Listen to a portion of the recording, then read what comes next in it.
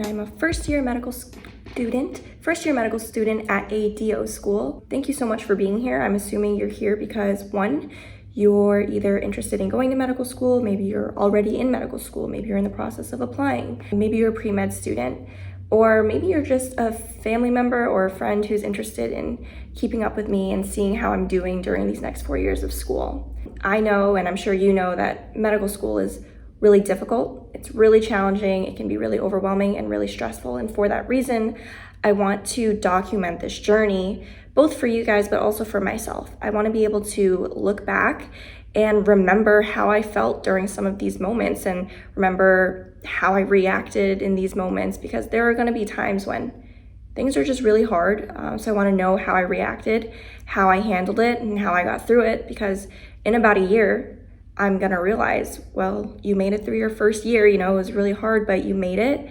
There were times when you told yourself that you couldn't do it, but you did. This is going to be an opportunity for me to grow, for me to learn, and for me to change. And I hope that you guys join me on this journey and grow with me and learn with me. And maybe you guys will gain something really beneficial from watching my videos. At least I hope that's the case. So today is actually my first day of medical school, but I'm here in my office, in my apartment at home, because I'm actually starting medical school in the middle of the COVID-19 pandemic. In order for us to safely follow all of the CDC guidelines, the state guidelines, and the university guidelines, my medical school actually set up a really, really elaborate plan to ensure everybody's safety, including the students, the faculty, and the rest of the community. So what that essentially boils down to in a really simplified manner is the fact that they split us up into 3 different groups. And then based on those groups, those will determine what days and times you go onto campus to minimize the number of people who are actually on campus at the same time. Therefore, this will help to minimize the risk of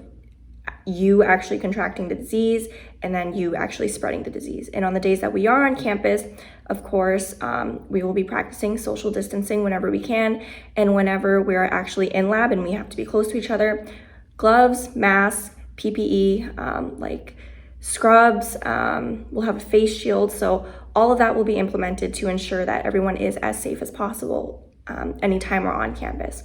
And then on the days that we aren't on campus, such as days that we just have lectures or case-based learning, all of that will be done remotely, online, through Zoom, or they're gonna post videos on Blackboard. So today is Wednesday, the first day of classes, and for me, that means everything that I need to do is on Zoom. So I actually never have to leave my apartment, which is a good thing, but also maybe a bad thing. It just means I'm gonna be sitting at my desk for hours straight. But tomorrow on Thursday, I actually have a half day on campus, which is the first day I'll be visiting the donor lab. And then next week, Monday, Wednesday, and Friday, I will be totally off campus in my apartment, learning virtually. Tuesday and Thursday afternoon next week, I will be on campus. I have a feeling that's what it's going to be like for the rest of the year. I'm pretty sure that schedule, although it might change at some point, it's kind of like set in stone. Like Mondays, Wednesdays, Fridays, those are days that I'm here. Tuesdays, I go in for all my clinical skills. Thursday afternoons, I go in for my clinical skills. So I hope you guys stick around and enjoy these videos and learn something. And in about 13 minutes, when classes start, you guys will be able to see kind of what it's like for a first-year medical student to start their medical journey virtually.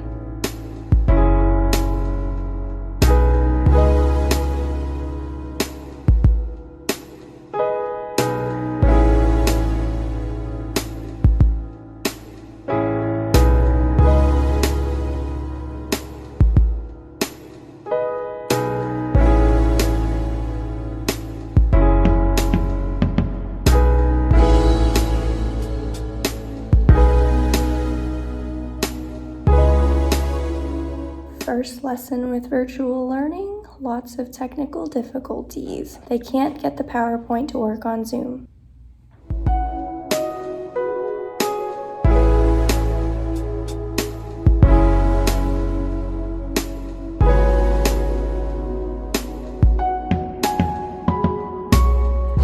Alright, so I just got through the first half of the day, and today is really not it kind of still feels like an extension of orientation. They're really just introducing us to what our classes are kind of going to be like, what we can expect from them, and we've been doing like practice exams so we can get used to the exam software that we're going to have to use in the future for actual exams.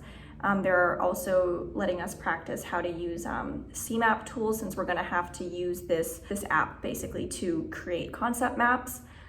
We just finished doing that and it was a struggle. It made me realize how much biochemistry I don't remember, even though I was a biochem major.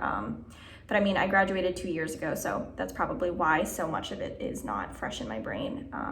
But it's really cool that when I do the CMAP, I work with my CBL group, which is my case-based learning group, and they were all super helpful and on top of it. Our CMAP definitely wasn't perfect when we made it, but now we have an answer key and I can show you guys what it looks like. So this is what the CMAP was supposed to look like. Ours wasn't quite this, but we tried our best, and I think we got like the overall idea correct. It's just some of the wording was a little bit off. Some of the arrows weren't quite in the right space, but hopefully the more we do this, the easier it'll get. At the moment, I'm feeling okay. I feel like I'm just a little bit overwhelmed by how much newness is hitting me all at once. Like I said, like today we haven't gotten into content, so it's not like we're diving into really difficult content. It's just the fact that, you know, new school, new place, new expectations. We're using new software, which we have to get used to. Like, I've never used CMapping, I've never used Blackboard, I've never used ExamSoft. So these are all things that I'm gonna have to learn to use and learn to get used to. And then of course, they mentioned, you know, weekly due dates that I'm gonna have to commit to memory and remember, like, okay, this stuff is due. And if I don't do this on time, if I don't download this on time, then my grade is gonna suffer. So I think it's just the idea of needing to get used to so much new stuff, and then, you know, also the underlying idea that there's stuff that I simply just need to like remember. That's making me a little bit nervous. But so far, like I said, today we haven't gotten into any content yet.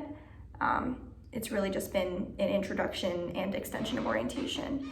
So I'm gonna go eat some lunch now, and then we'll see you guys back for the second half of the day, which is when we are going to get introduced to OCS, which is the osteopathic clinical skills part. The first half of the morning was about OMK, which is the courses about osteopathic medical knowledge. So I'll see you guys later. Okay, so I just finished my first day of Zoom lectures and I am feeling kind of fried, which makes me a little bit nervous because, again, like I said before, we didn't actually go over any information that we're gonna get tested on.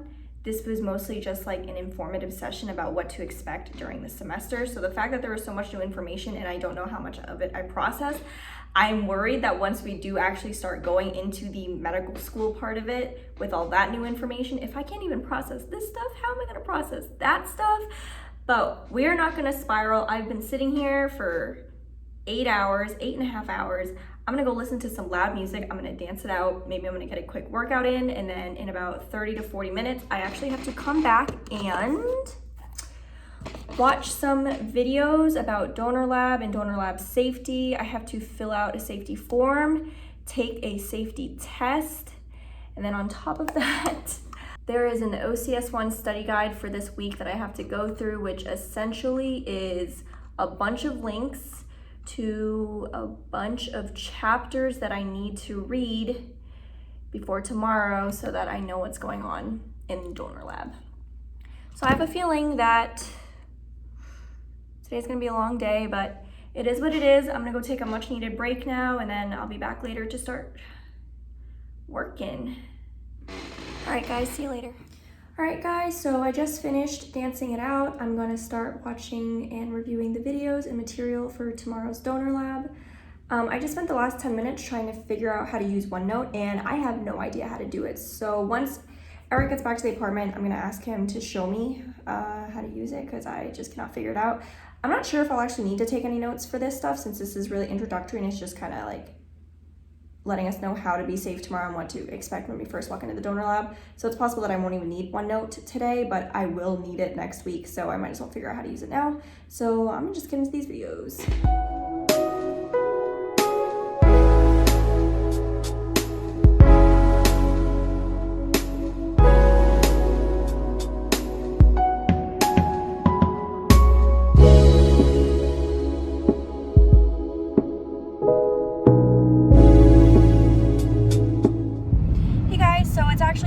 Afternoon now. I just finished my 4 hours of lectures in the morning, and now Eric to campus because today is going to be the first time I actually go to donor lab. I'm not going to film while I'm on campus, one, to respect the privacy of the other students who are there who might not want to be on camera, and then of course two, I will not be filming in the donor lab in order to respect the privacy of the people who had dedicated their bodies to science, and of course, you know, respecting them, but also let's not violate HIPAA here. So the next time I see you guys will probably when I actually get back home, and then I'll share what it was like for my first day in donor lab. Y'all, I'm feeling real nervous right now. First time meeting these people in my group, first time being on campus aside from my interview, first time going to donor lab. I'm being real scared. Hey guys, so I'm planning on closing out the video soon, but I just wanted to come on here and let you know what my experience was like in donor lab today. So because of the COVID-19 pandemic, everyone who went into donor lab had to take extra precautions when we get there to make sure everyone is safe.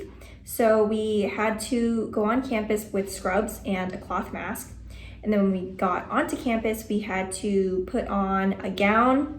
We had to put on a surgical mask under our cloth mask. So surgical mask and then cloth mask. And then we had to wear a plastic face shield. And then at the end of that, we had to put on gloves. Wearing all of that stuff, it made it really, really hot. I was sweating so much. And then not to mention, it is hard to breathe under two masks, and then also have the plastic face shield over it.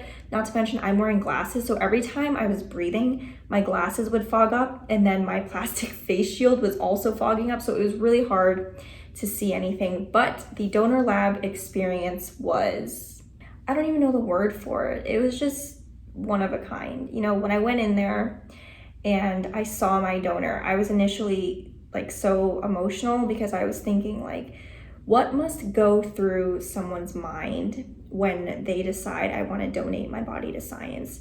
You know, like what kind of person do you have to be to say, I'm going to donate my body to science? Because when you donate your body to become a cadaver, the students who are working on your body, you know, they're slicing into you. They're, you know, basically ripping up your body to learn from it. So I was emotional just thinking about, you know, the person who was there.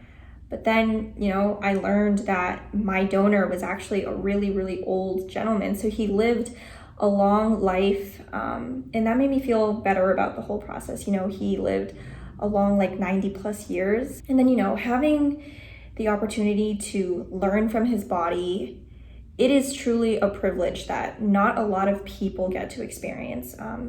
So I am still a little bit nervous. I'm scared.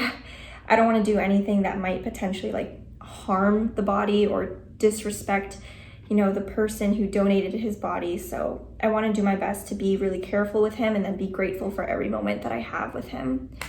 But yeah, that was basically my experience with the first day of donor lab. It was unique and one of a kind, to say the least. So I'm gonna get back to studying now for a bit, and I guess I'll see you guys in my next video. Thanks for watching. Bye. Oh, and I forgot to say, like, comment, share, and subscribe, and I'll see you in the next video. Okay, really now, bye.